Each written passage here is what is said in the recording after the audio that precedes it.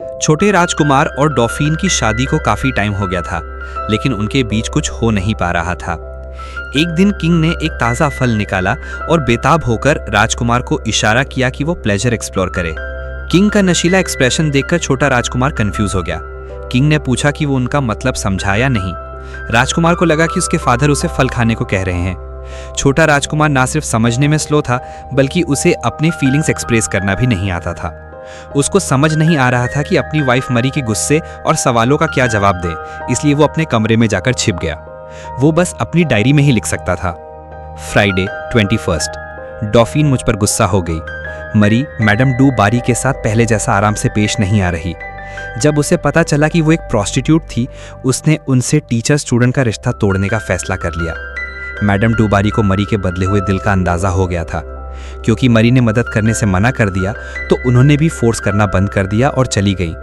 उन दोनों के बीच का रिश्ता अब तक के सबसे ठंडे मोड़ पर आ गया है। मरी अब फ्रेंच कोर्ट में अकेली पड़ गई थी। जिस रात उसकी मैडम डू बारी से अनबन हुई, किसी ने मरी के कमरे में घुसकर उसकी माँ का लेटर चोरी कर लिया। उन दोनों के बीच टकरार शुरू हो जाती है। फ्रांस के एम्बेसडर ने मरी को सलाह दी कि वो मैडम डू बारी और किंग की बेटियों के बीच की लड़ाई में ना पड़े। मरी भी हैरान थी कि एम्बेसडर को इतनी जल्दी खबर कैसे लग जाती है, लेकिन वो बताता है कि इस दरबार में कोई राज नहीं रहता। मरी कंफ्यूज होकर कहती है कि यहाँ तो हर तरफ जाल बिछे हैं कि अपनी बात पर अड़े रहकर वो गलत कर रही है। भले ही एम्बेसडर ने मरी को सच्चाई याद दिलाई, वो मैडम डू बारी की अथॉरिटी को चैलेंज करने का फैसला करती है ताकि किंग के दिल में उनकी जगह कमजोर हो सके। वो किंग की बेटियों का प्रपोजल कंसिडर करने लगती है। इटालियन प्रिंसेस अपनी दोस्त मरी को उदास नहीं देख सकती थी। उसने भी मरी के लिए कुछ करने का सोचा। जल्द ही मरी इटालियन प्रिंसेस को किंग के पास एक प्राइवेट अपॉइंटमेंट के लिए ले गई और उन्होंने साथ में इटली से आए कॉफी बीन्स टेस्ट किए। धीरे धीरे किंग उस प्यारी सी प्रिंसेस में इंटरेस्टेड होने लगे। वो उसके पास आने लगे। प्रिंसेस ने किंग के इतने क्लोज कॉन्टैक्ट का विरोध किया और घबराकर वहां से भाग गई।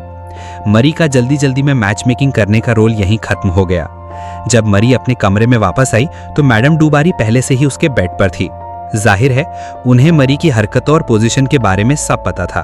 मैडम डू बारी मरी की कम उम्र की वजह से उसे एक और मौका देना चाहती थी।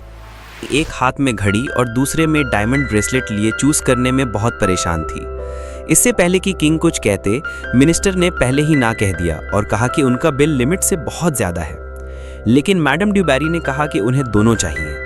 किंग अपनी पसंदीदा औरत की अदा पर फिदा हो गए। फिर उन्होंने मिनिस्टर को साइड में ले जाकर वार्न किया, अगर मुझे परवाह नहीं है कि काउंटेस कितना खर्च करती है, तो तुम्हें भी नहीं होनी चाहिए। मैडम डू बारी किंग लुइस 15 की मिस्ट्रेस के तौर पर कई सालों से उनकी फेवरेट थी और उनकी पोजीशन अभी भी सिक्योर थी। उनके पास यकीनन कुछ ट्रिक्स थे।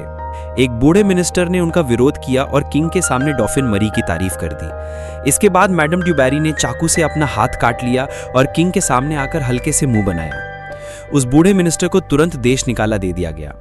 डॉफिन मरी, जिसने मैडम डू बारी के खिलाफ खड़े होने का फैसला किया था, वो भी मुश्किल हालत में फंस गई थी।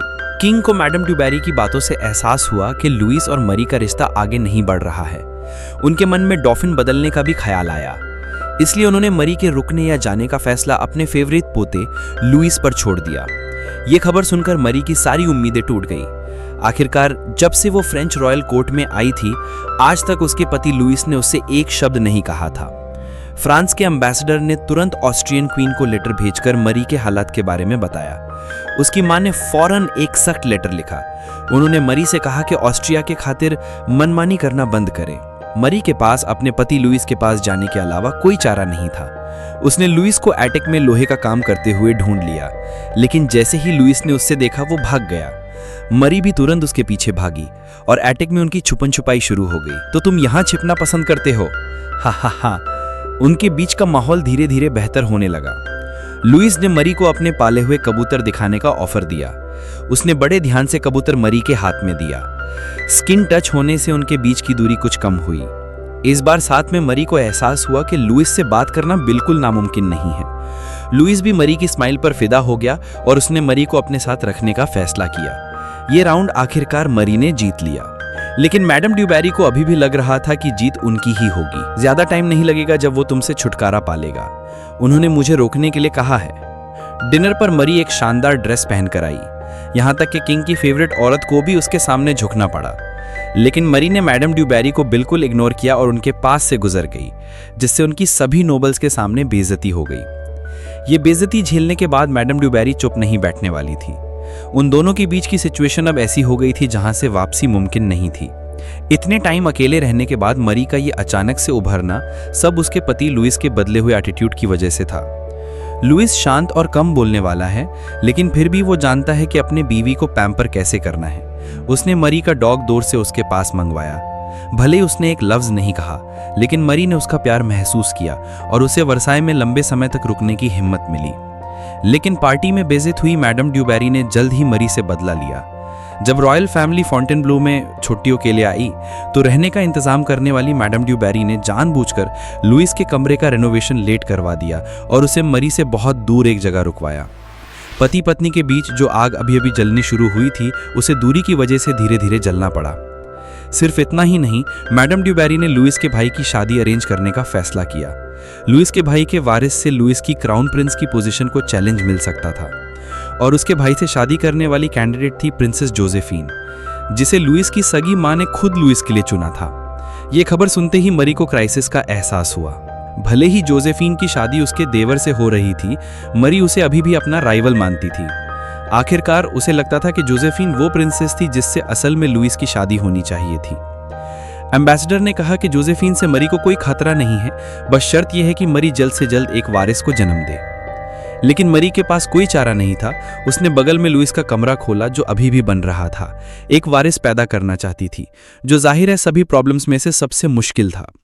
मरी उस रात इतनी परेशान थी कि सो नहीं पाई। उसे अपनी सबसे अच्छी दोस्त का साथ ढूंढने के लिए कमरे से लेकिन दिन के टाइम लुइस को मरी की चिंता महसूस हुई, इसलिए वो उससे आकर समझाने के लिए तैयार था। वो वहां नहीं थी। मैं उससे दोबारा मिलने नहीं जाऊंगा।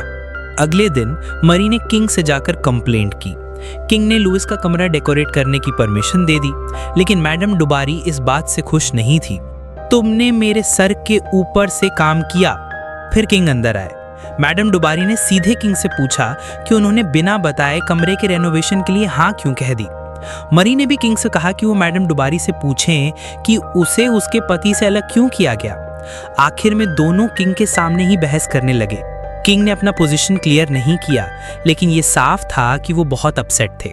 और तभी मैडम ड्यूबेरी ने अपना ट्रम्प कार्ड इस्तेमाल किया। जब तक वो आपके परिवार के सामने मुझे सार्वजनिक रूप से स्वीकार नहीं करती, आप अपनी रातें अकेले बिताएंगे। इस बात ने जाहिर है किंग की दुखती रग पर हाथ धर दिया। उन्होंने तुरंत फ्रांस के एम्बेसडर को बुलवाया और समझाया कि क्या दांव पर लगा है।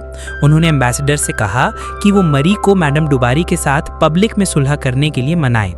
लेकिन जब एम्बेसडर ने मरी को सिचुएशन का अच्छे से एनालिसिस दिया, मरी ने फिर भी हार मानने से इनकार कर दिया। ये तब तक चला जब तक प्रिंसेस जोसेफीन फॉन्टेनब्लू नहीं आ गई। Welcome to Fontainebleau miss. क्या आपका सफ़र आरामदायक था? Thank you miss. हाँ था। प्लीज़ प्लीज़ मुझे लिली बुलाओ। मरी ने देखा कि उसका पति, जिसने उससे कभी एक लफ्ज़ नहीं कहा था, वो एक दूसरी औरत से मिल रहा है और बहुत जोश के साथ बात कर रहा है। मरी को ना सिर्फ जेलसी हुई, बल्कि उसे गहरा खतरा भी महसूस हुआ।